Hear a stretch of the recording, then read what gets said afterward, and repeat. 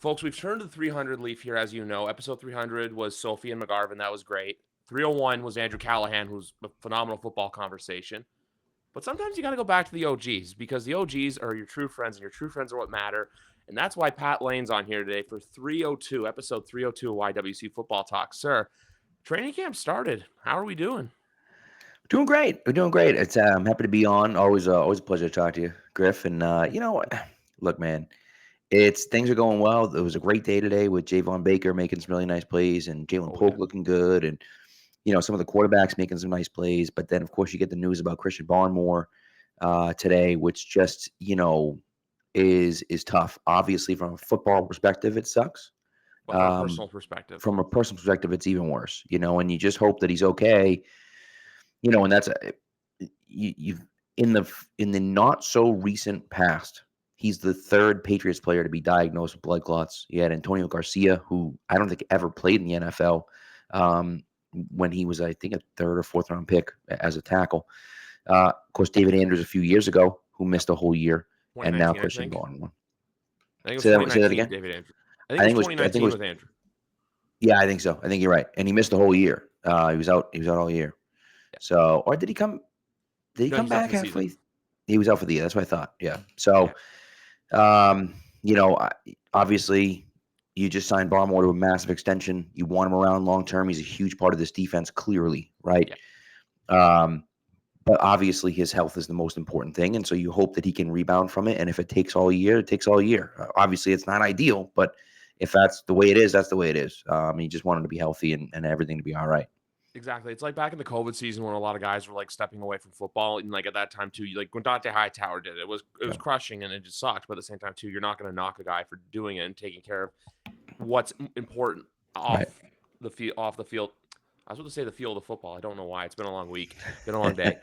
But I want to give a quick shout out because Christian Barmore has one of the best agents in the NFL, Nicole Lynn. She represents Mm, a lot of high profile players, and she about a few hours ago saying, I said on Twitter. I would be remiss if I didn't thank Patriots trainer Jim Whalen for his absolute diligence and care over the last couple of days. Today could have been looked a lot different without Jim's persistence, and expertise. So yeah. just a quick shout out that look, this is probably something the Patriots medical staff caught during physicals and yanked him Hmm. immediately. So shout out. That's the thing too, because NFL medical staff's been recognized greatly. Going back to the Damar Hamlin stuff, now you have this. Yeah. It's just this whole great dynamic of things going Well, on. it's that constant, and I think that there's, this new thing where it's a constant every single day. It's Yeah. not, hey, if you're banged up, come to the trainer's room. No, no, no. Every guy is in the trainer's room every single day, taking care of themselves, icing things up, getting a massage, doing this, every single thing. And so that's the way it's been now. And so they can see so many more guys, but they still have to know what they're looking for, right? And so for him to catch that and see what's going on is great. And it's hopefully, like I said, he bounces back from it and is able to play this year. But if not, we hope that obviously that he's just healthy and can come back and play at some point, because that's really the most important thing. Exactly. And I don't want to do this, but you kind of have to do this. Where then does this open the door for obviously like D tackles now a position of need? So Hmm. now what does this mean for Devon Godchaux's contract situation? What does this mean with Matthew Judon? I know they're different positions, but still that Yeah, defensive line's a big integral part of this defense, considering, hey, the D line coach from last year, guess what, is the guy calling the shots on the defense now, right, Demarcus Covington. right. So this goes so much beyond football too, to where now it's off field you want to be healthy, but on field you got to think next man up comes right away. And for everyone going, oh, how can you say this? How can you do this? That's just the unfortunate nature of the NFL. Right. It's the one sport where it's, hey, player X goes down, player Y's got to step up. So now with Correct. Godchow, this might, I don't know if it's going to give the Patriots incentive to get Godchow signed, but it might just, hey, we need him because with this injury, you don't know how long it's going to be. It's Well, get that's healthy yeah, first and then get football healthy. right, 100%. And you would think at least it gives Gotcha a lot more leverage. You would think, Yes. right? And so, look, I think the Patriots probably were working towards a deal with him anyways. They probably want to keep him around. They let go of Lawrence Guy already. They Yeah. don't really have a ton of depth in there, right? They signed Armon Watts this offseason, but they don't have a ton of depth outside of that. And so, you would think that Godshaw is going to be around, especially if Barmore, if his season's in question. You don't really have much of a choice, unfortunately. And Matthew Judon is a guy I just think I would be surprised if Judon doesn't get a deal.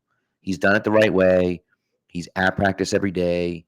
He is throwing the ball with the fans every morning. Like, it's that type of stuff. Like, it doesn't seem like much, but he puts that time and effort in to make the Yes. day of some people, and it's great. Like, and that's the type of stuff where people come to watch that, right? They do. Like, they come, they're like, we're gonna get there early because then maybe Judon will throw us a pass. Yeah. He does that before games. He does it, so like that's the type of stuff for me that, like, it's important to the fan base. And I know it's not the end of the world, but it's important to the fan base. And honestly, he's a guy that's a leader in the locker room too. Like, I want him around because they have so much money. They have Yeah. so much money. It doesn't matter. Just give him a pay. You have to give him a bump this year because you took money from this year. I've been saying there's going to be a problem since like October of last year. When they did it, I said they did the same thing with Stephon Gilmore, and they never signed Stephon Gilmore and sent him away for nothing. Yeah. And I was worried about that with Judon from the beginning. Here we are, in almost August, and we still don't have a contract for Judon. So, he's not playing under the contract. The Patriots knew that when they did that last year, he wouldn't play under this contract. So you knew you were going to have to re-up him. You knew it. Yeah. And I think they want to. It's just a matter of finding kind of that middle ground and, having him maybe take a little bit less than he's comfortable with and having them pay him a little bit more than they're comfortable with because they want to stay together. And so, I would do this year and then probably 2 more years after that. And then see what happens from there. Maybe he retires. Maybe he wants to stick around for 2 more years. And you're like, hey, we'd love to have you, but like, this is going to be the cost because you're going to be 34. And if he doesn't agree to that, then maybe he's out of town. Like, who knows, right? But you can cross that bridge when you get to it. But, as far as like this, you have so much cap space. They have enough cap space where they could extend Godshaw and they could extend Matthew Judon and they could trade for Brandon Ayuk and sign him to a massive contract and still be comfortably under the salary cap. Like, they have tons of money. It's not like, oh, well, what happens? No. We don't have to worry about that. Like, Nope. By the way, Godshaw's salary cap hit is like the 15th highest in the league, but his actual salary is like 35th. So if you renegotiate a contract with him, you might actually drop his salary cap hit from this year. So you might actually free up some more cap space. So, it's just one of those things where, like, they have the money to do it. They just need to do it. Yeah, and also, folks, if you hear anything in the background, my dryer's going off, and it's just down the hall. So if you hear any like rustling, that's what that is. My dryer's going too. The other room. Oh, look at us, the dryer boys. So basically, just dialogues, play by play. So basically, I was always on the team of like, keep Judon around. But then when I got talking to McGarvin and for context, Sophie Weller for AZ Sports, we were all. It was actually McGarvin who kind of got me on the train of like, hey, you know what? Maybe trade him, get the value for him, just so you don't let him walk. Callahan had a similar opinion on that as well. Where it was just like, which, by the way, if you want to know a great football mind out there that covers this team, it's him. Yeah. But and everyone too, but just him like blew my mind. But then with Judon, I just look at it as, do you want to build with someone? And I hate the whole like, oh, he's 31, he's 32, he's old. Where I'm just turned 30, and I'm like, great, he's a year older than me. How do you think I know you're a lot older than me. Okay, I know you're a lot older than me. But just for me, like whenever it's like this player's old, this player's this, I'm like, this player's the same age as me. It's like when you hear the whole thing of like Mike Evans has been in the league for like 10 years. It's like Mike Evans and I are literally born like I think months apart from each other. So yeah. But back to the Patriots side of things, though, because Judon, it's like a weird catch-22 where it's like, hey, you have option A, extend him, have not just a great on-field player, but a great off-field guy as well who interacts with the fans, glue guy in the locker room, good vibes guy all around, kind of like what Kendrick Bourne does. Mm-hmm. But then there's B2 where it's like, do you want to move on and get younger at the position? But at the same time, too, who is that player that's going to be younger at the position? You don't know. Because with this team, because with this team, too, I have some gripes to pick with people because I keep hearing all this stuff about, and also the only thing I'll say about Ayuk is my thing is if it's not done by today, I don't know if it's going to be right to do it in a week or two from now when training camp's already implemented and you've already played a preseason game and it's now, hey, get him here, install him, plug and play him. When next year, there's also a guy from Dallas who wants a lot of money and who's a wide receiver too. That which is that's like a pipe dream. Like, Oh, that's can you imagine CeeDee Lamb here? Jesus. look. Whew. I'm not trying to start stuff, but there's another player who I just saw, actually friend of the show and former co-host of yours, Mr. Stiefel, tweet about that Tristan Wirfs and the Buccaneers are actually very far apart on a contract, and he's Yep. probably going to get 30 million, which for everyone saying, oh, that's a lot of money. Well, Tua Tagovailoa has done jack in this league, and you just got 53. So let's just Right. call a spade a spade. But this team has so much flexibility to where this year is this year's a learning year. Where are they going to be the worst team in the league? No. Can they potentially compete for a wild card? Yes, if things go their right way. But as it pertains to going back to Judon, look, you have one or two options. Just do whatever you can that you think is going to help the team now and over the next couple of years. Basically, you want him there to help the team throughout, a bit of the rough patch, but then also too, when this team is ready to compete. Because next year, Right. even though maybe getting a free agent to come here through free agency, is going to be tougher than trading, because obviously they don't have an option. Right. You want to do the moves that Houston just did. You want next year, hey, you make your power moves now, because in 2 years, say with the Houston Texans, their quarterback's going to say, give me $65 million a year. And for everyone saying, Right. oh, that's a crazy amount. For my company, I wrote a piece. Brock Purdy's probably going to get 60 next offseason. I know it's Yeah. crazy to think, but Just think about how much money Dak's going to get. Whew. Think about how much money Dak's going to get. Think how much money Right. CJ Stroud's going to get. Because Right. next year, too, with quarterbacks, it's not like there's this flux of guys. Everyone's paid, which it's kind of funny that the two best in the league right now are the ones that are like not even in the top 10 for paying Allen and Mahomes, which Yeah, I know. it's That Mahomes hilarious. Mahomes deal looks like the greatest deal ever signed. Just ever signed. And we all lambasted them for, he's got a $55 million cap at this year. That's insane. And it's like the cap's gone up so much, 55. It's When nothing. it gets to that point, they're going to have to give him more money so that it's a fair deal.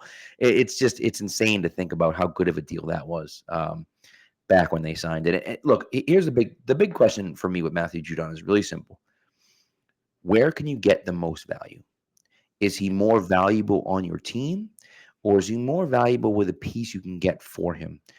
The question I have is, what is he worth as far to another team, right? Yeah. Are you getting a second round pick back for Matthew Judon? Because if you are, you do that deal, in my opinion. I don't think you're getting a second round pick back for Matthew Judon. I think you're getting maybe a fourth round pick back. To me, what good is a fourth round pick? Like, what are we talking about here? Like, okay, sure, your fourth round pick could be Javon Baker. Great.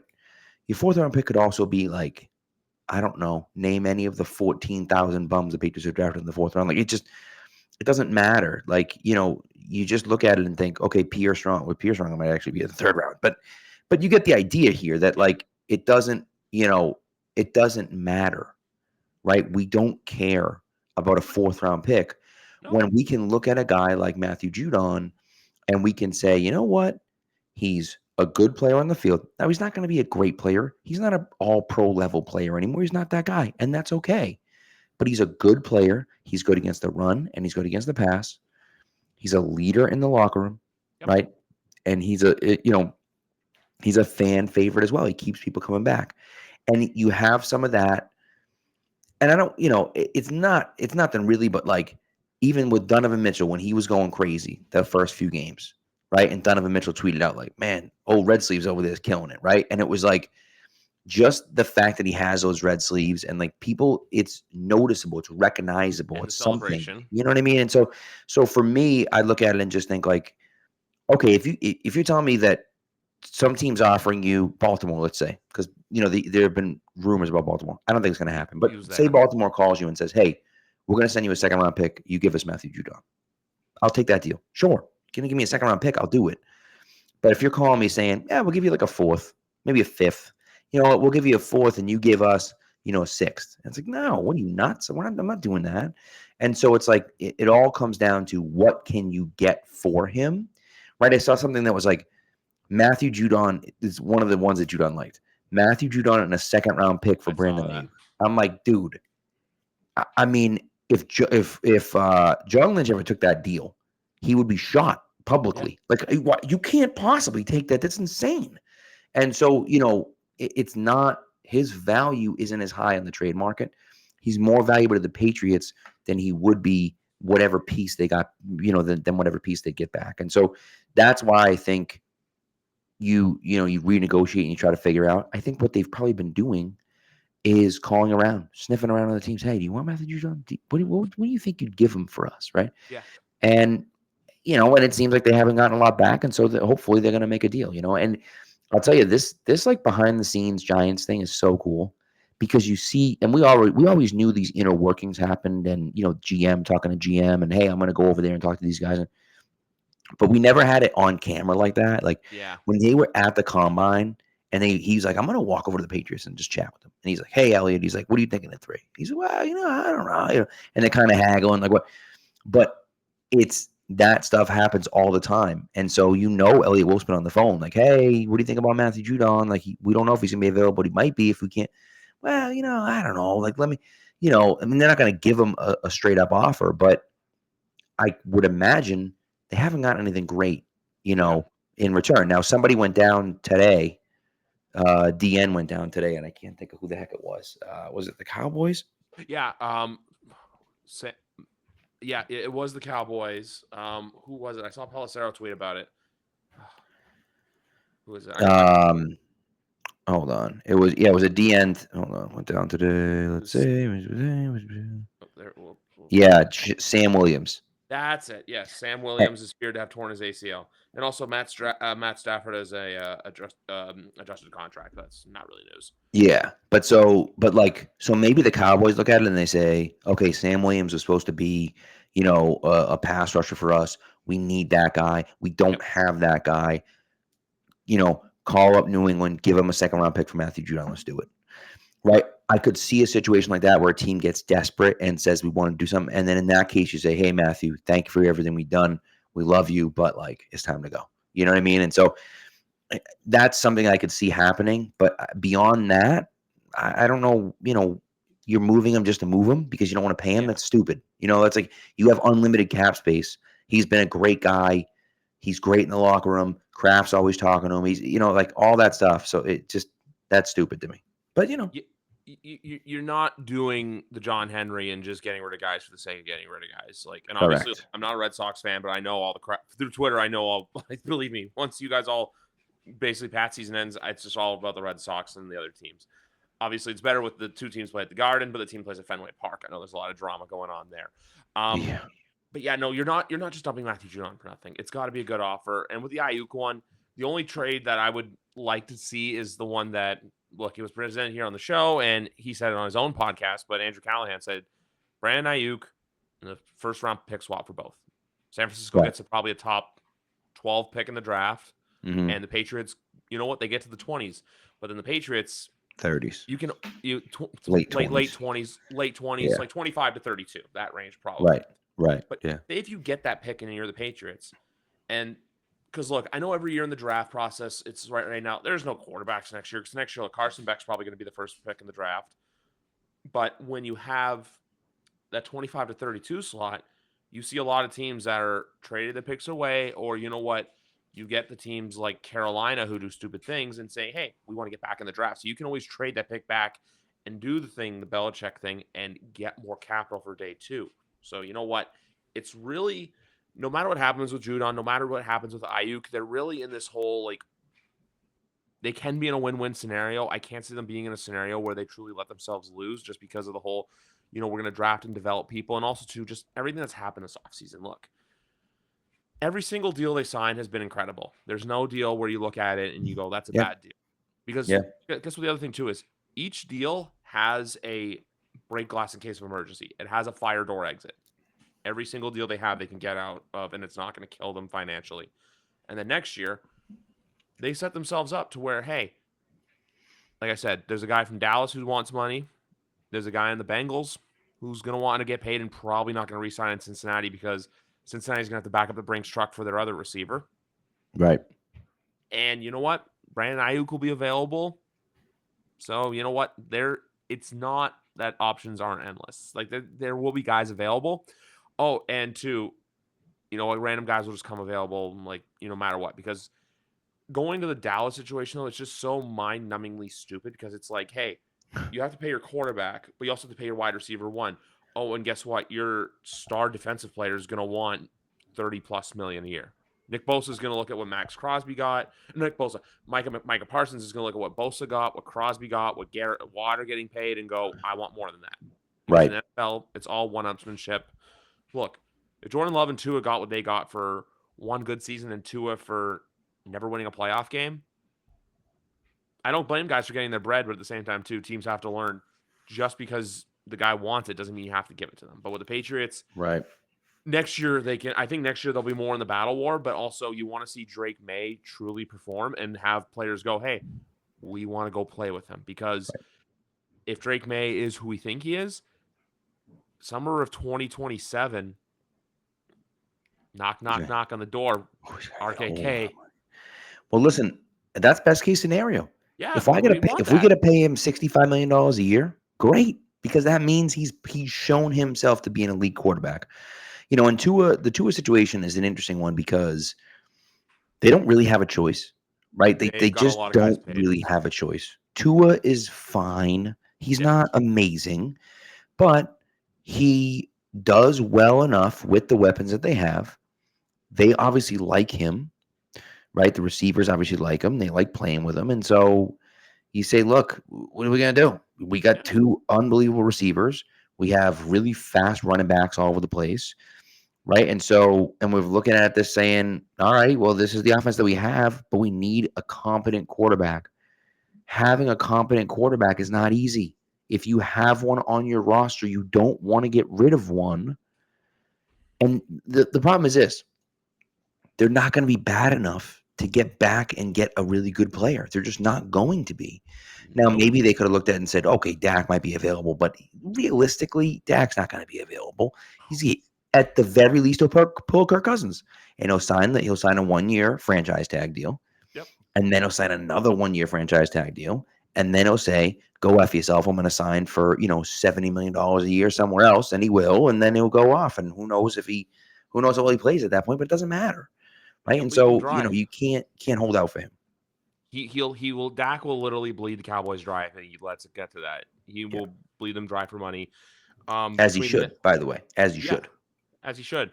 Him and the I think I'm only one of the football people that actually watch the Netflix show. Don't ask the cheerleader one, and I've learned quickly that's a cult, and I think just the Dallas Cowboys in general, it's a very weird thing.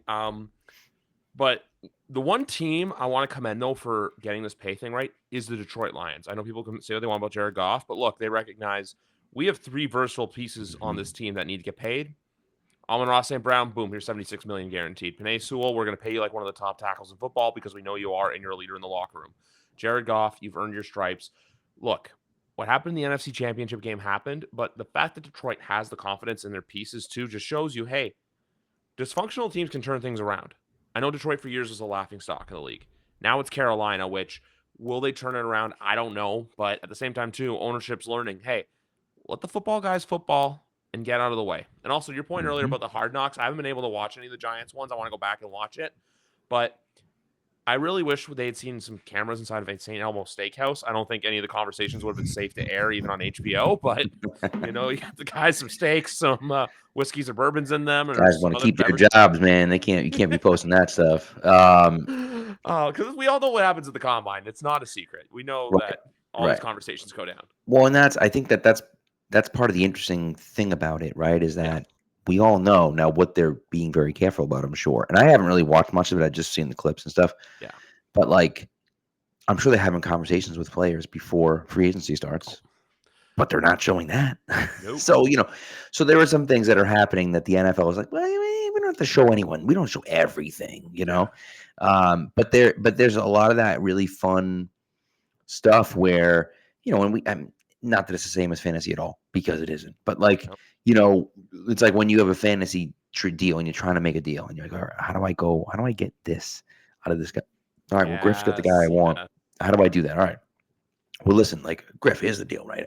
Who do you want? What guy, what guy is going to get me? Because this is the guy I'm trying, and then we go back and forth and try to figure it out. And it's like they're doing the same thing, which is crazy. And that's Yeah. cool to kind of look at it from from kind of that, that 10,000 or 30,000 foot view that you're looking at it, sitting there saying like, this is pretty cool that they're like, that they're doing the exact same thing that we're looking at. And so I think it's great. I think it's a lot of fun. And that's one of those things for me that I think is great. And the access now with the quarterback last year and the receiver this year and all these different things, like we're getting more and more of these shows because what people are seeing is that all of a sudden everyone cares about F1.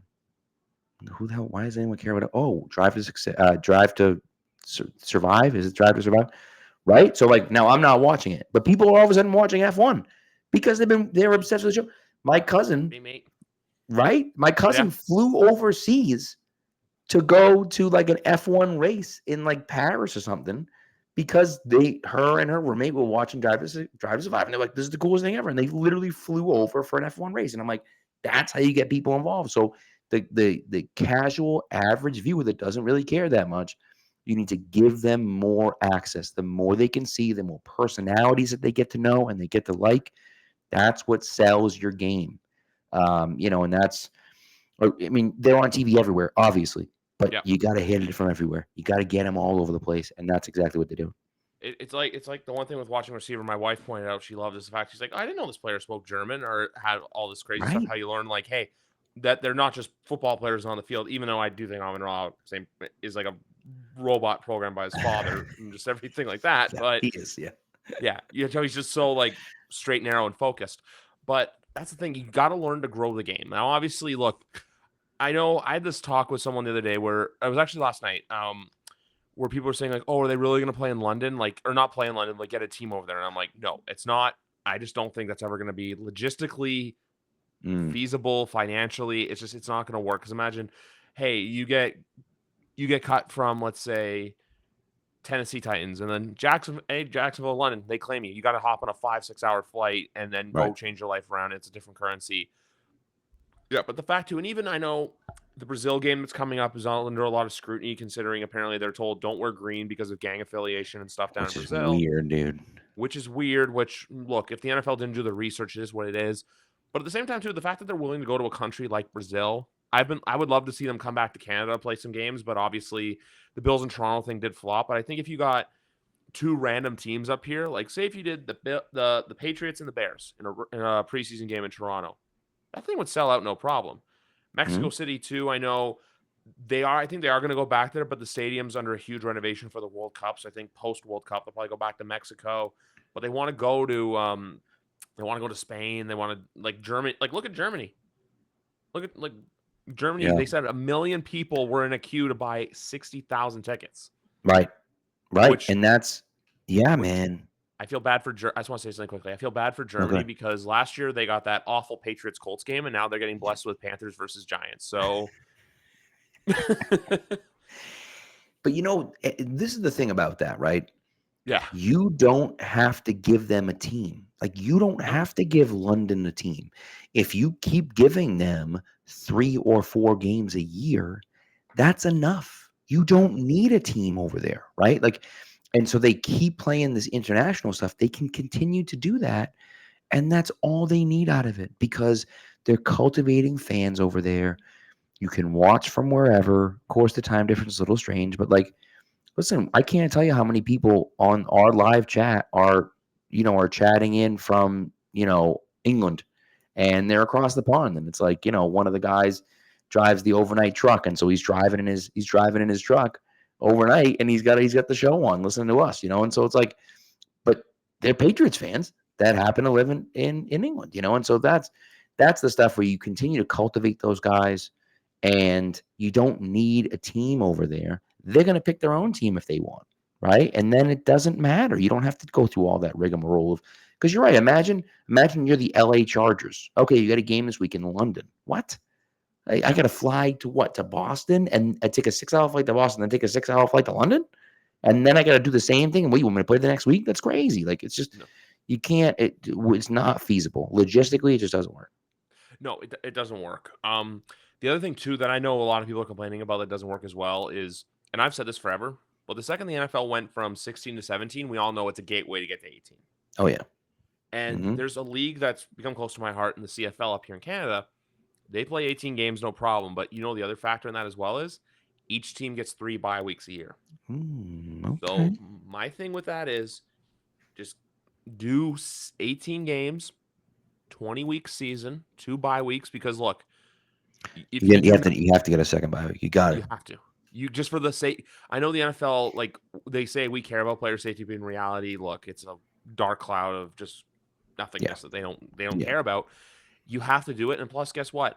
You do that, you extend the season by a week. Super Bowl's a holiday because guess what? President's Day is the next That's day right, for you baby. guys. Yeah. So you know what? You get Yep. the best of both worlds. For years, everyone's been saying that. Day after the Super Bowl, it's a national holiday and all that stuff. I just want to throw that out there because I know the 18 game things, it's starting to come up again when the new CBA happens. And I feel Yeah. like, look, they're going It's to do coming. 18. Like, if COVID taught us one thing as well, it's the fact that, look, you can play every day of the week. Like, I think the Chiefs play every day of the 2024 calendar but Tuesday. I think they play a game on Monday, Wednesday, Thursday, Friday, Saturday, and then obviously Sunday. So it's just It's crazy. it, That's it, crazy. yeah, it is. But guess what? When you're the head honchos in the league, like we've learned, you're not. But now we Patriots have 4 games that are not 1 o'clock, Yeah, which it's is crazy. bad. Listen, people. I love Bill Belichick with all of my heart. Yeah. But people want to try to sit here and tell me the Patriots weren't as bad as they were last year. They were, a few. And listen, I've said it too. They were right there a few times, which they were. And you have to just remember, the Patriots were so bad. The Patriots were so unwatchable that on a Sunday night in December, on a Sunday night in December, with Taylor Swift confirmed to be in the building. Confirmed in the building. Taylor Swift in the building against the reigning Super Bowl champs. That got flexed from a Sunday night game to a Sunday at 1 o'clock game. For Again, Philadelphia, Taylor Seattle. Swift was confirmed in the building. They said, nah, screw that, dude. 1 o'clock on Sunday. That's how unwatchable the Patriots were. Yep. That not even Taylor Swift was going to get people to watch on Sunday night. And that should tell you all you need to know about what the Patriots were like last year. They're reaping for 2024. It's reaping what you sow. Obviously, look, now with the Patriots, they get the one primetime. I think also they put them week 3 primetime because look, they want it right out of the way just in case the season goes down the drain. Yep. And they also bless Same them with the Jets. Yeah. Same thing with the Jets. Although they have a bunch of primetime games this year, I think. They have like Don't they? 6. They have like 2 Sunday night football games that they're hosting. Like there's like when I look at the NFL calendar, I'll say this right now.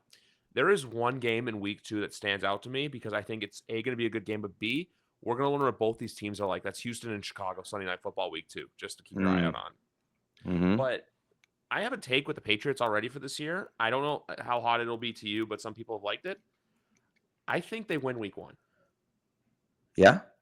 I do. They're a 9.5-point underdog at the moment. Cincinnati, Mitch Trubisky went into that building 2 years ago and took care of them. Joe Burrow's coming off a hand injury. We don't know what the chemistry is going to be like with Cincinnati. Or we get burned and Mike Gesicki goes off and we cry ourselves to sleep that night. But you know what? That's not going to happen. No, I just say that because I'm traumatized by former players playing well against other sports. But with this, I just look at Cincinnati where I'm like, they're relatively slow starting. And I don't know how many games they're going to win this year, but from a spread standpoint, I think the Patriots, a lot of people are going to underestimate them and think every game's a wash. Like even the one game I always looked at that too was San Francisco week 4.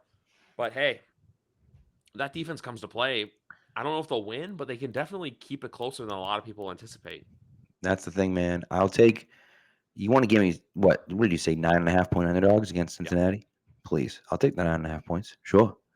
But again, I don't know if they're going to actually win, but I do think that they can actually be a little bit competitive. Now, the question, of course, then becomes, what does the offense look like? How does the quarterback play? How do the wide receivers look? And so those then start to become the questions. Now, that's something we're going to find out. We haven't found out. Of course, we've been at training camp now for a few days. They put the pads on tomorrow, right? And so when they put the pads on Monday, then we're going to look at it. And we're going to say, okay, now what do we get? What do the Patriots have here in Javon Baker? What do they have in Jalen Polk?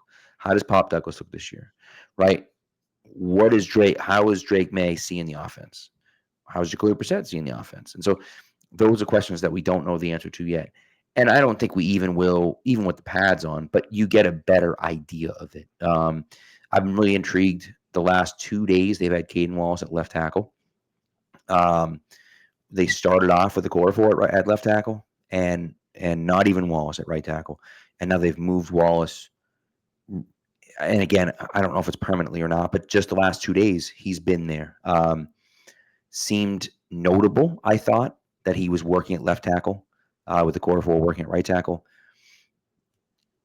That, and of course, right, I'm interested in seeing everything. I want to see how the receivers play. I want to see everything. But like the offensive line is really the spot that I'm looking at the most because this is where we're going to be able to tell. All right, how are they blocking?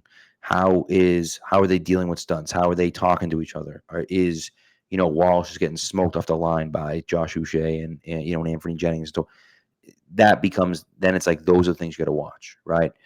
And if he's holding his own, then okay, well maybe we got something here, right? In Wallace. And again, not that he's going to be a Pro Bowl level player, but if he's a guy that can step in day one and start at left tackle for you, it's a valuable guy that you picked up, later on in the draft than you would have been able to at a position like that. So, again, we have no way of knowing. And I'm working on an article about the Patriots right now that for Pat's pulpit, just basically saying that exact same thing. Everything right now is a question mark. Yeah. Right. Everyone thinks the Patriots are going to be terrible because we don't have any answers to the questions. Well, what if some of the answers are good? They might not be. Right. I'm going to sit here and tell you that all the answers are going to be good, but we don't know anything yet. What if the receiver's a little bit better than we thought? What if the offensive line's a little better than we thought? What if, the quarterback plays better than we thought? Well, if those three things improve, maybe not significantly, but if they improve a good amount, all of a sudden this team's pretty good. And so that becomes one of those things where it's like, yeah, is that likely to happen? Probably not, but like it could. And I think that's one of those interesting things where it's like there's so many different ways to look at it because we don't actually know anything. Like there are some teams where I can look at it and say, that team stinks. We all know that team stinks. No one is good on that team, right? Like we know those guys aren't talented. The Patriots aren't like that. We don't think that they're talented, but like they could surprise us and they might be. We don't know, And so I was enthused by what I saw today, and we're going to have to see a lot more of it. We're going to have to see a lot more of it in the coming weeks if they're actually going to, have some good answers there, but we'll see. We'll see too, because that's the thing with this year that I'm not too concerned about. It's just the fact that look, we know this year's a building blocks year. It's the first year where head coach and GM are completely different. Mm-hmm. There's some of the personnel is the same. Like, look, you still have Mayo in the building, you still have Covington, you have Pellegrino, you have Brian Belichick, but there's a lot of new pieces in the building, so it's going to be very different. It's going to be interesting to see them run a West Coast offense with Alex Van Pelt, but yeah. Look, this year I'm just expecting, just build forward to where 2025, you look at it where it's like, hey, improve from here. I don't want the Patriots, though, to be in that position next year where, everyone's doing the Chicago thing this year, which everyone's saying, the Bears are going to do this, the Bears are going to do that, where I'm just like, okay, great. I know the Patriots play the Bears in November this year, which I'll be honest with you, I'd rather the Patriots play the Bears the first 4 or 5 weeks of the season, just Of so, course. Yeah. they get their yips out of them. But like this team too, I know they have a tough schedule, but I know, and I also said they win week 1, and I hate to say this for you because I know you're going to be there. That week 2 home opener game could be a bit of a defensive snooze fest. Some Big Ten West football with them in Seattle. Mm-hmm. Because like you have 2 offenses where it's like, okay, Geno Smith, Jacoby Brissett. It's not really a sexy quarterback matchup, but then you're going to find out right away. Hey, what's his defense made out of? That week, I'm excited for football to be back, but at the same time too, I keep seeing like crazy takes. Like I know right now in my heart of hearts, if New York wins week 1, you're gonna hear Jets are going to the Super Bowl. You're gonna hear that take. Yeah. You're gonna hear that. But you know what? There's a lot of teams with stuff to prove, and I want to pivot from our team for a rival for a second because I haven't had a chance to talk about this. Do you think people are underappreciating what Josh Allen's capable of right now? Yes. I can also see why they doubt that the Bills are actually going to be good this year. They lost a ton of pieces. They were trying to replace a guy like Stephon Diggs with Keon Coleman, which, again, there's something wrong with Keon Coleman, He looks good in but, camp, but it's camp. he doesn't have the breakaway speed. He just doesn't have it. Now, does he have the quickness to get open? Maybe. He wasn't really ever open at Florida State, though. So, like, that's the hard thing about Keon Coleman is that, like, it's not like he's this great separator. Yeah. He's great at winning contested catches and using his body, which is awesome. Those guys don't typically work in the NFL unless they have speed. And he doesn't really have a ton of speed. And so that concerns me about Keon Coleman moving forward. Khalil Shakir is their second. They lost Gabe Davis too. And Gabe Davis, I mean, let's be honest. Gabe Davis is not this great player or anything like that, but who even is their third receiver right now? I mean, I guess it's Dalton Kincaid is their third receiver, but he's a tight end. And so Or Mac Hollins. I guess Mac Hollins, but like, man, are you betting that Mac Hollins is going to be that guy? Like, I just don't, maybe I guess for a game or two, Mac Hollins has had, right? But over a consistent season for a team that's trying to compete for a championship, like Josh Allen's fantastic. And no one should be able to take anything away from Josh Allen. He's an unbelievable player. Can't do it himself. He can't do it himself. And so I like James Cook a lot. In a vacuum, I like Keon Coleman, but I just don't know how productive he's going to be, as your number one wide receiver. He's getting Christian Gonzalez day one. Yikes. Like that's not a good matchup for him. So it's those types of things that I look at and I'm like, man, it's gonna be I think it's gonna be a long year for Josh Allen. It doesn't mean I don't think he'll have a great year. Doesn't mean that he won't carry them to the playoffs. I could certainly see all of that happening. I just think that it's going to be a situation where we looked around at Tom Brady in 2013 and we said, Jesus Christ, we got to get this guy some weapons. Like, what the hell are we doing here? And Patriots got all the way to the AFC Championship game in 2013, right? And they had no business being there, right? Now, the difference, of course, is that they had Edelman, which Edelman was hurt, but still, like, theoretically, he was on the team. And so, and they had Gronk. Yep. And so, when you have pieces like that, they're dominating pieces. Maybe Dalton Kincaid can be a dominating piece for you, but, like, I just don't think he has enough there. Great player. Josh is a great player. But, like, unless the Bills can really, really show me something, he just can't do it by himself, Yeah, I know. I just wanted to bring that up because I feel like there's both sides of the spectrum where everyone's kind of like undervaluing his skill. I understand, look, the talent around him's gotten worse. They basically replaced Gabe Davis with a bunch of Gabe Davises. But but worse Gabe Davises, which is worse. Like, basically they replaced Gabe Davis with a bunch of worse Gabe Davises. But here's the thing, though. I just look at it where the AFC East, I think for the first time in a long time, is truly open season. And now before everyone comes at my head and goes, oh, the Patriots don't have a chance. I'm not saying that. You have a team in Buffalo where you don't know what you're going to get. They're truly a wild card.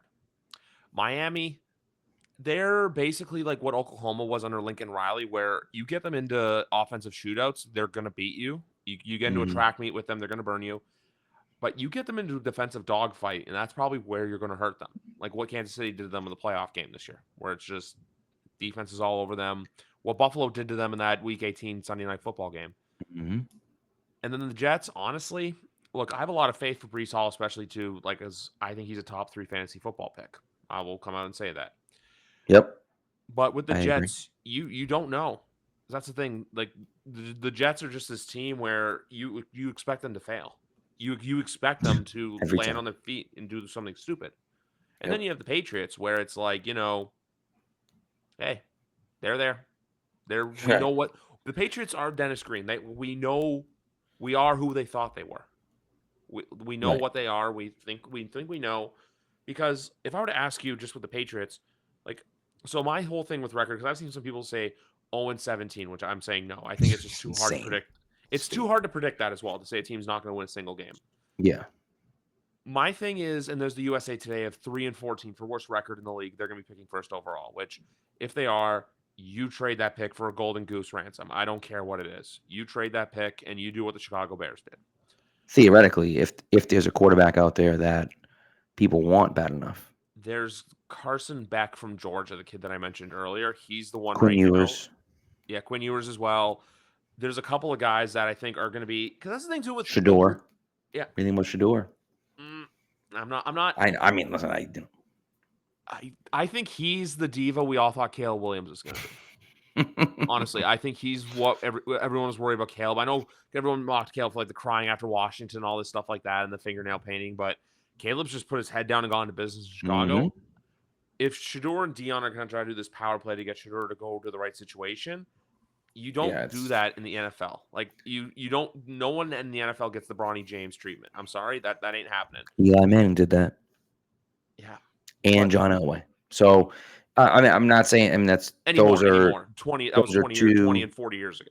right. But I mean, if someone was going to do it, he would be. You have to have a famous dad who has the connections, and you have to be willing to sit there and say, I don't care.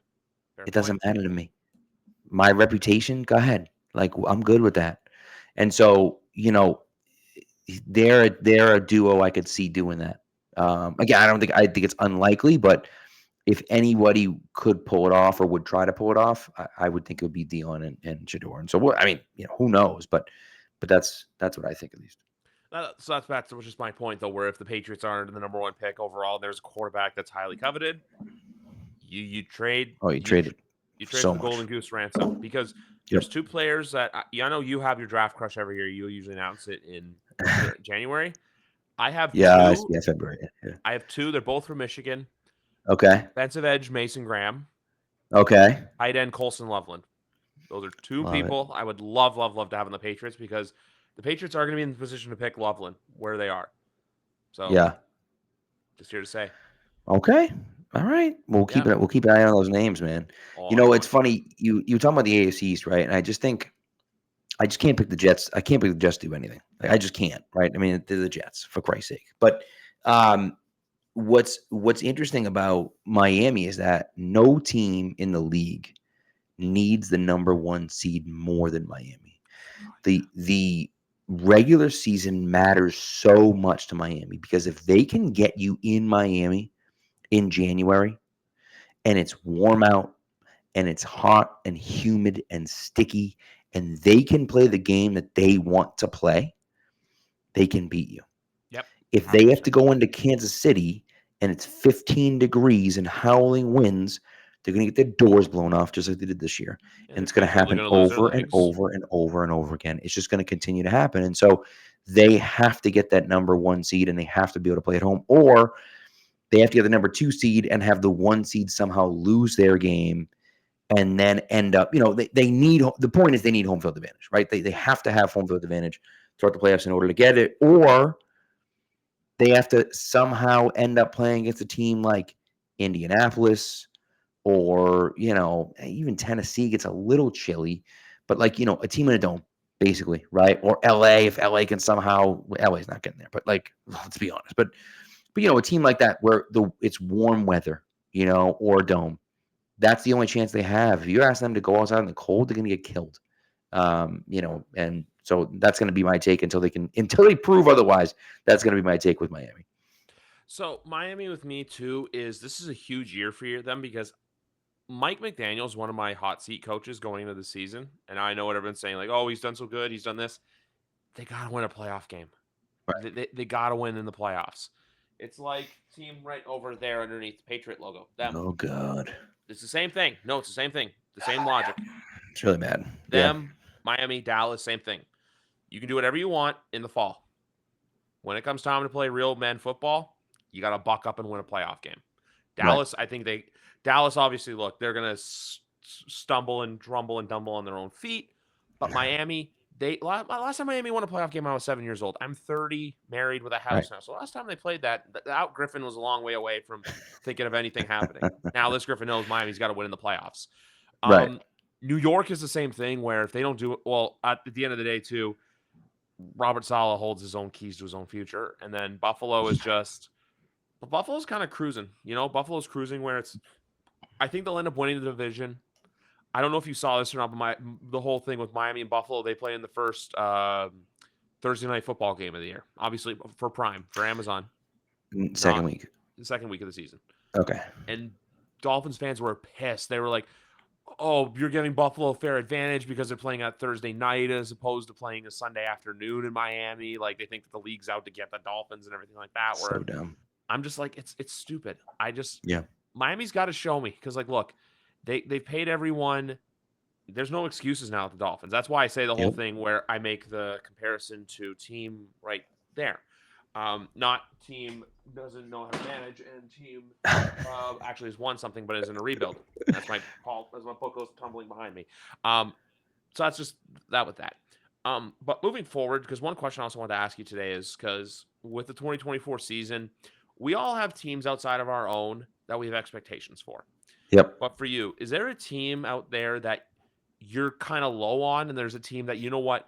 I don't want to say high on because like where it's like, hey, I'm smoking the cloud of this. No, Right. but a team that you think that might be able to surprise some people, and not to the point where they might win, but a team where it's kind of like, hey, either they can surprise people and win now, or they can be a team where next year they're getting the Chicago treatment of, hey, this team's coming, watch out for them.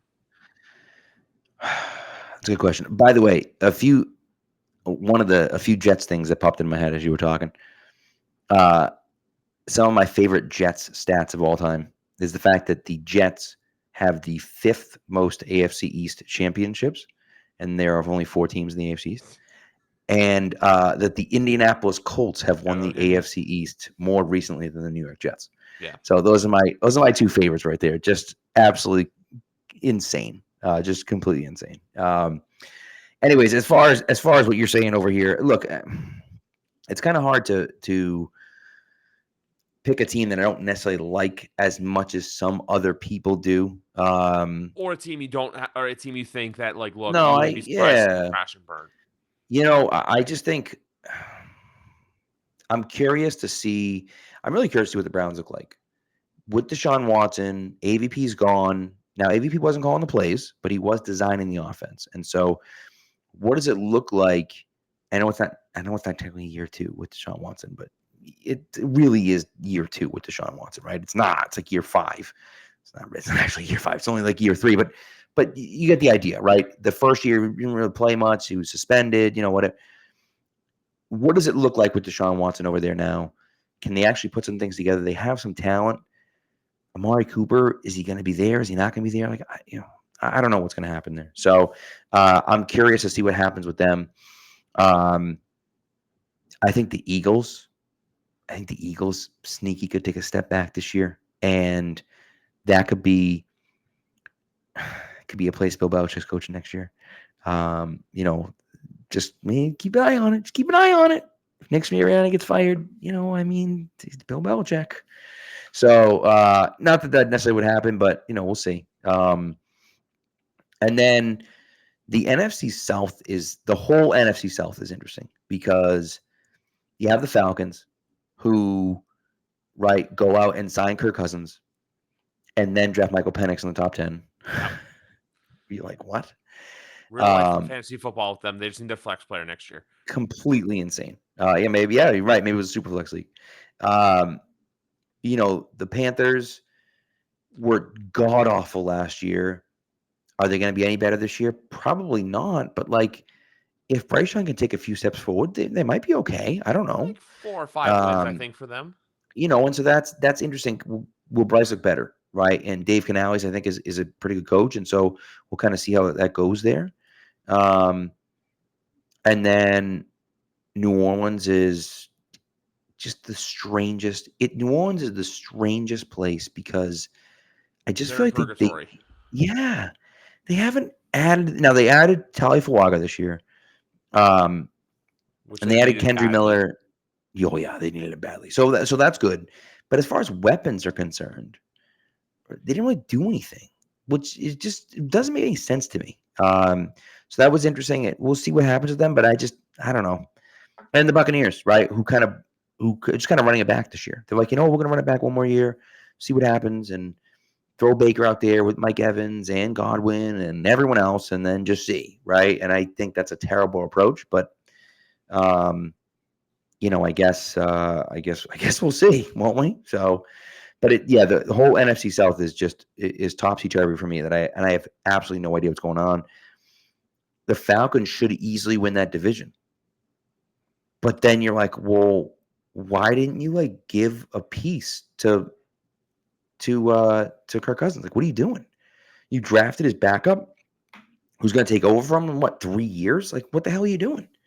Just it makes no sense.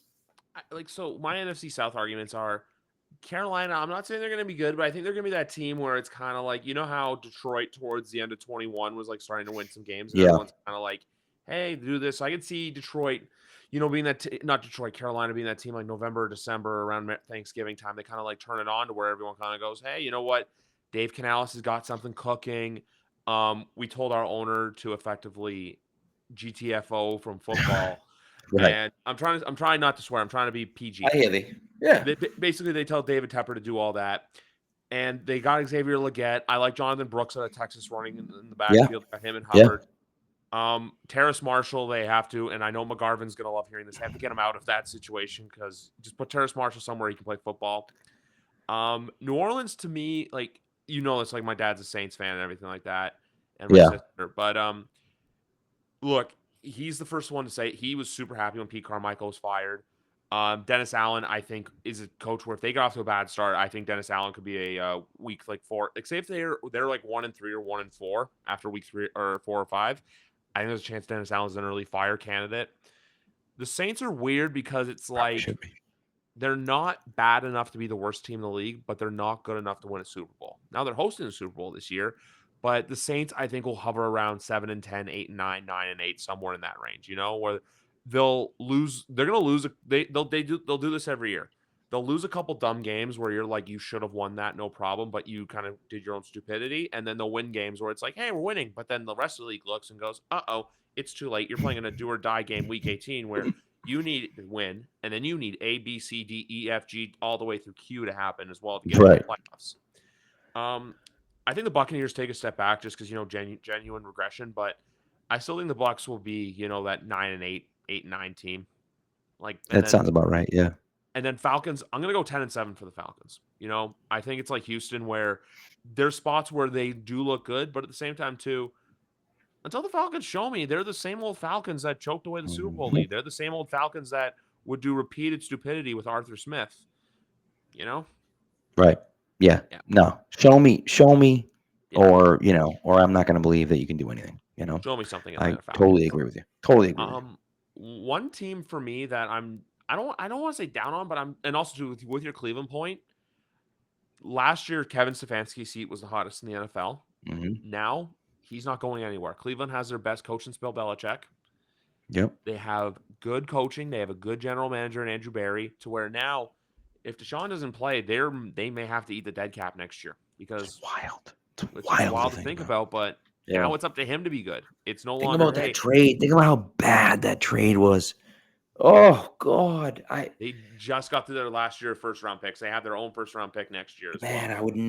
I would never sleep again. If I made that trade, I'd never sleep again. Like and it's the worst part is all that crap that about Watson came out before they made that trade.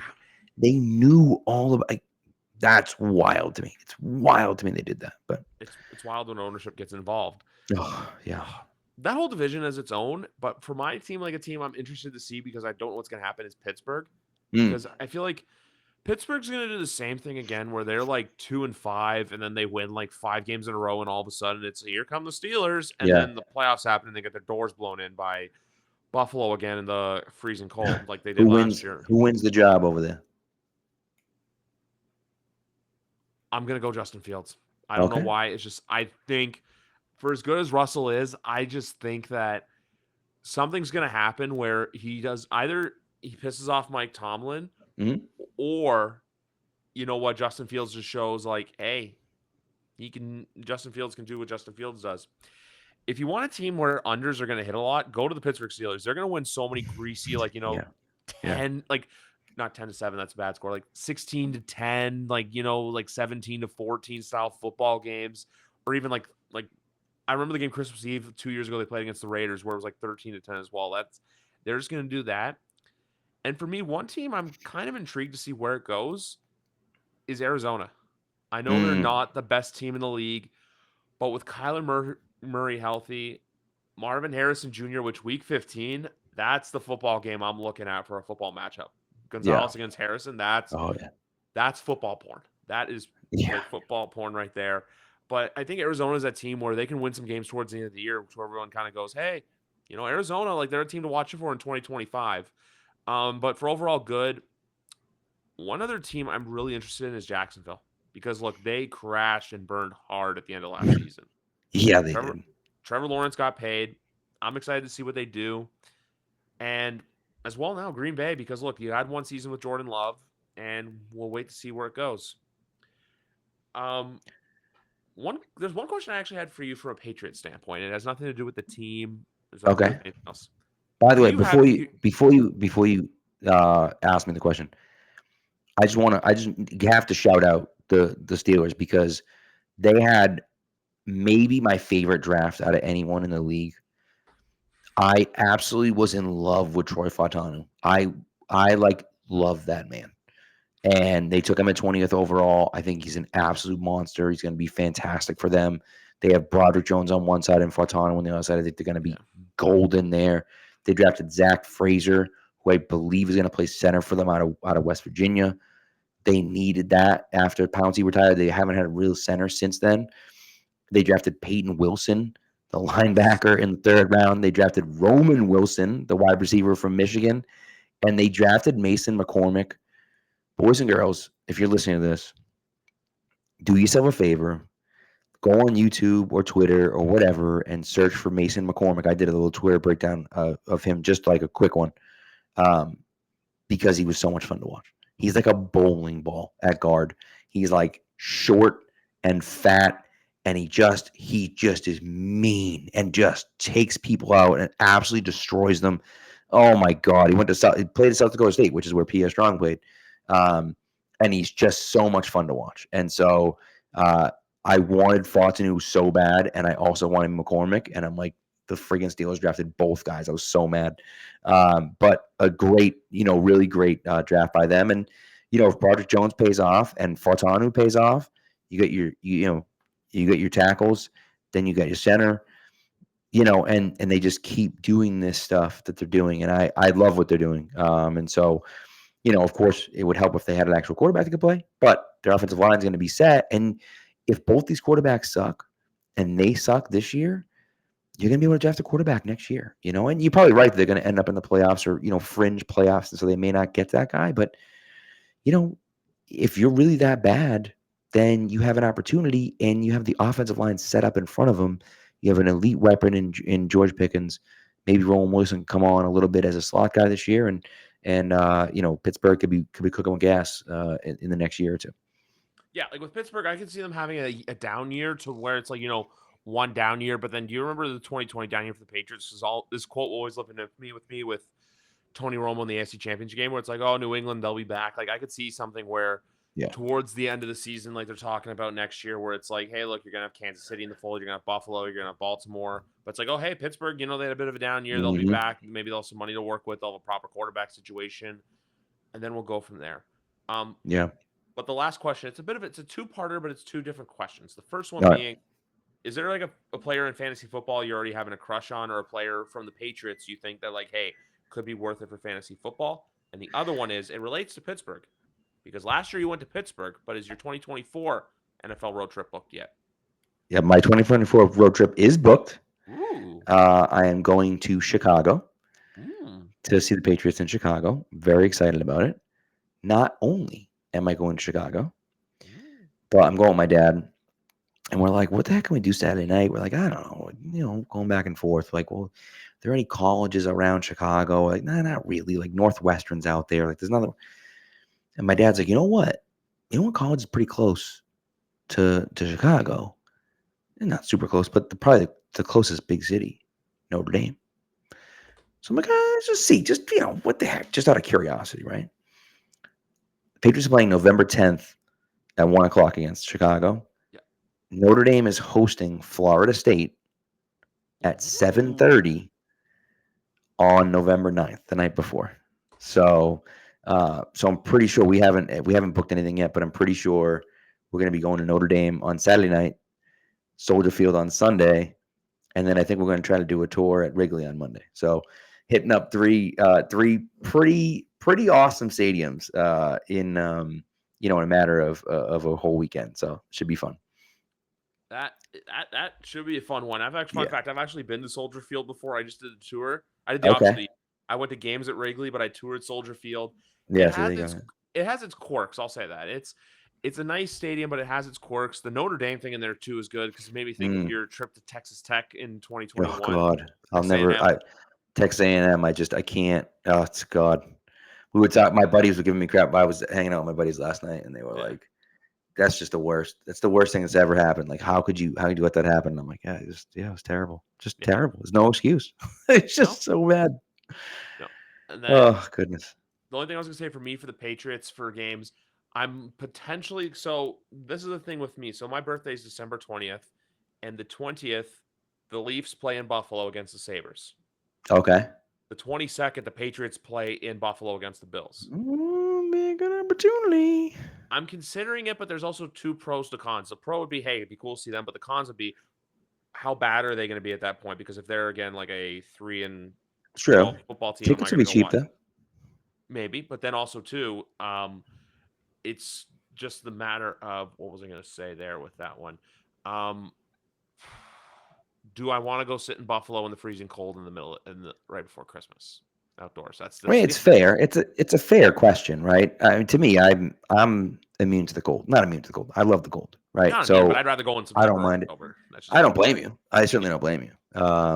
But I think tickets will be cheap probably, and so it might be a good opportunity to save a little bit of money, stay out there, go to two games for one. At least you'll see a good hockey game, and then whatever Patriots get curb stomped, who cares? You know what I mean? fair point. So at least the fans will be. I mean, the fans won't be nice to you, but it won't be as hostile. As much hostility as when like Pittsburgh, the fans were incredible. Yeah, But like 20 years ago, when the Patriots were really good and the Steelers were probably really get good, murdered. like it was bad. It was bad news out there because they hated us. You know what I mean? And now it's like, whatever, dude. We both suck. Who cares? You know what I mean? You know what I mean? So, um, Patriots suck. I know. Yeah, we're bad. right, right. But Um, the only thing I as was gonna far say, as let's go your fantasy player, and then I got something else to say. yes, Travis Etienne. I think he's gonna have a huge year this year. Just a massive year, Travis Etienne. Um, and I know Puka Nacua was really good last year. I know that, but like, can we not? Can we please remember that Cooper Cup won the Triple Crown 2 years ago? He's getting drafted so late. Like, use some value and draft Cooper Cup because, like, he's really good. So Yeah, draft him. You're not drafting him as high necessarily, but he's going in the fourth, fifth round. It's insane. He's Cooper Cup for God's sakes. So like, that's a situation where take advantage of that. Go after a guy. Yes, he's got some injury concerns, but like, and I know that Puka Nacua is there now, but like, I'm 100% comfortable taking Cooper Cup. Like, we're gonna be all right. Again, he won the Triple Crown 2 years ago. Like, he didn't just become a bad player overnight. Puka also had a just record-setting year to where there might be a little bit of regression there to the point of Yeah, I'm not saying he's gonna be bad, but like what he did last year, he broke a 63-year-old receiving record for rookies in right. the NFL. So there's bound to be a little thing there. It's like when Judge hit 62 home runs, he hit I think even if he hits like 45, it's still It's not the it's same. not as good as what he did the year before. Right. The only thing I Two was gonna more say, guys. Two more real quick guys. ooh, Super quick. End of the draft, late rounds, getting ignored. Nick Chubb, number one. yeah, Nick freaking Chubb. Yes, I know Nick Chubb. I know his knee exploded last year. He's Nick Chubb. He's squatting 600 pounds still. Like, the guy's going to be okay. You're not drafting him super early. You're getting him later you're getting him, in a double or close to a double digit round, probably. Maybe not quite round 10, but 8, 9, 10, somewhere around there, because there's question marks about what's going to happen, right? yes, And so take that chance, right? Why not? If you hit on that, it's big. Who the hell are you going to take in the 8th round that could do for you what Nick Chubb is going to do? Nobody. That's who. And then a double digit round guy, a late round guy that I'm looking at, rookie, Trey Benson. So the guy that's getting the love right now is Jonathan Brooks from Carolina, Yeah. rightfully so. He's going to be the guy in Carolina, right? All the running backs in Carolina stink. Arizona has a good running back in James Conner. That man, right? To quote, I don't even know who said it. It might have been Ivan Fierce about Patrick Pass. That boy is soft as puppy poo. He just like he gets hurt every year. And so bet on the fact that James Conner is going to get hurt and Trey Benson can step in and play. Yeah. And again, you're getting him super late in the draft, 12th round, 13th round, like whatever. Bet on that as a handcuff play, especially if you have James Conner. But even if you don't have James Conner, bet on that as an upside play that you can kind of stash on, on your bench, hopefully, if you have a big enough bench, and just see what happens. And if Conner goes down for a few weeks, you slide Trey Benson in and maybe he wins you a week or two. One player I'm high on for fantasy is Drake London. I think he's a receiver you can Mm-hmm. probably get like probably the Mm-hmm. fourth or fifth rounds, where Yeah. as I think Good everyone player. for Atlanta is going to be thinking, hey, Kyle Pitts, Bijan Robinson. Drake London's going to have a year this year because he Yes, finally he gets a is. good quarterback to Yep. work with. Brees Hall's another one, but like I said too, if you have second or third overall, that's where he's going. It's just the nature of the beast. I also like Brees Hall for the reason of this, because if Aaron Rodgers still is acting up from his Achilles injury, because let's be honest, he's in his 40s, Yep. you have a bell cow you can hand off to. When's the last time Aaron Rodgers truly had a bell cow running back? I know he had Aaron Jones, and I know he had Cheeseburger Eddie Lacy, but those guys weren't like all pro caliber running Yeah, backs. Like not to the level he is. Yeah. so that's the thing with Brees Hall, where it's just like, hey, don't overthink it, just take him. And then for a Patriot standpoint, I want to see what the rookies do first in preseason and in camp before I make judgments. And Ramondre, I would say if he's still there in rounds 5, 6, or 7, take a flyer on him. Take a flyer on him. And for folks, just so you guys know, friend of mine, Andy McNamara, and I will be here on Wednesday to talk more fantasy football to get you guys ready for draft Nice. season. There you go. Episode to look for. And the other thing I was going to say to you as well is the only games I've looked at besides that Buffalo and potentially going to is maybe, but I would lean towards probably not at the moment if ticket prices and everything else is fair, is the Texan game in October. Because it's at the same Okay. time when I came down for the Lions game 2 years ago. So Right. it's our Thanksgiving. So I can do it where I come in Saturday and then that Monday night I fly home. There you go. Well, Yeah. yes. So we'll look at that and Nice. see. It'd be a fun game to see too, to see CJ Stroud and all that stuff play against. Oh, of course. Tickets will be expensive for that game, but it's worth it, I think, So yeah, if you come in, let me know. I didn't give you my Patriots guy for fantasy, Hunter Henry. Hunter Henry's the guy I'm looking at. I don't know what the receivers are going to do. I have no idea. But what I do know is that in an AVP offense, he loves to use the tight end. Hunter Henry is that guy. Sure, Austin Hooper had a nice day today in camp. Great. Good for him. Hunter Henry is the number one tight end with the Patriots. Hunter Henry is going super late in drafts. He's almost a forgotten about tight end. You could theoretically draft him as your second tight end if you wanted to, or just punt tight end all together until you get there. I mean, listen, I was in the Scott Fish Bowl. Okay, in the Scott Fish Bowl, which you can play unlimited tight ends essentially, and it's like tight end premium league. So tight ends get like double the points. I took Hunter Henry in the 12th round in a tight end premium league. So, and now it's super flex too. So more quarterbacks going, but it doesn't matter. Like the point is that tight ends are getting extra points and he's still available in the 12th round. Hunter Henry's going to be there late for you.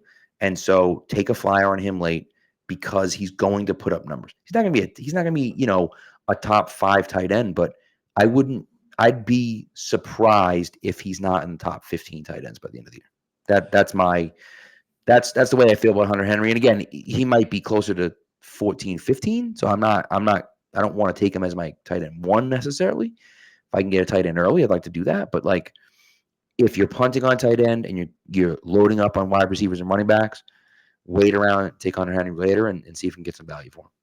So my thing with Hunter Henry is I've always had this. So 2 things with the tight ends. 1, I think Austin Hooper has the potential to be probably the best tight end 2 since Martellus Bennett. And I'm not trying to say he's going to be Martellus Bennett. I'm just saying he's going to be better than what Jonnu Smith and Mike Gesicki were, because I think Alex Van Pelt knows what Austin Hooper's good at. Yeah. And also as well, I get the fun little nickname from Sesame Street of Mr. Hooper's Pharmacy whenever he does something online, or Mr. Hooper's Store. That just shout out for all the people out there. But then with Hunter Henry, I always tweet out good things happen when you get Hunter Henry the ball. I've been doing that since he got here. I loved him as a Patriot. I was ready to accept the fact of him moving on, but when he re-signed, I was like, you know what? I'm happy that he stayed in New England because he's a really good football player, and the fact that he's showing loyalty to a team that is going through a rough patch right now, it says a lot about his character. Yeah, I agree. I totally agree. Yeah. So we'll see. I'm a big Hunter Henry guy, and so obviously if he's successful, great. If we'll see. But so yeah, 100%. But anyway, guys, that's it. It's another great conversation with Pat as always. I can't remember how many times he's had this, but guys, it's been a while since you last saw him. The next time you see Pat, trust me, he'll be back before the start of the regular season. Don't you guys worry. Episode 302 in the bag.